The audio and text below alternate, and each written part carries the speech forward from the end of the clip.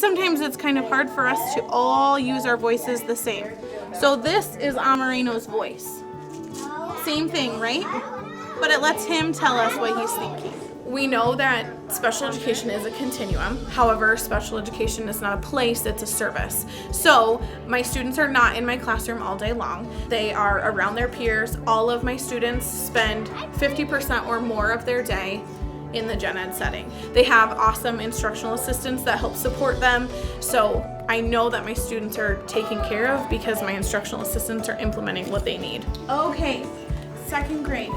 All of my students picked an Olympic sport.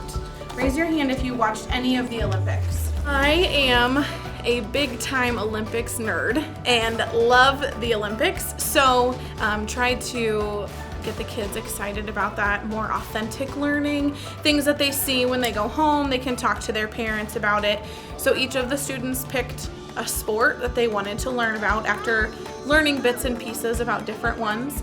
And then they generated questions, whether it was using assistive technology to help them or were verbally able to come up with questions. The kindergartners wanted to put the pictures together on a poster and be able to color. And then my student, who's a second grader, she put hers together in a video format and got to have a friend help share with her since she is a more complex communicator. Hockey looks fun.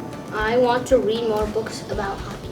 I think it was more they were just excited to be that wealth of knowledge that they could share and have kids know that, you know, this was something I did. And it's, I think, too, more impactful for me to see kids having real friendships.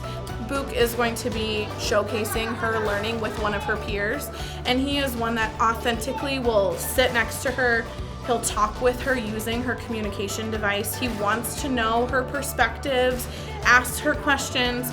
The big part is too that when we get out into the real world, there are going to be people who look different. There are going to be people who have Down syndrome, who very visibly you can tell are autistic. More than anything, it shows them too that there is no difference, that we may look different, we may talk differently, we may learn differently, but that doesn't mean we're any less than anybody else. That it's cool for them to see, you know, that Alex and Elijah and Amarino can lead that information topic and completely be in charge of that.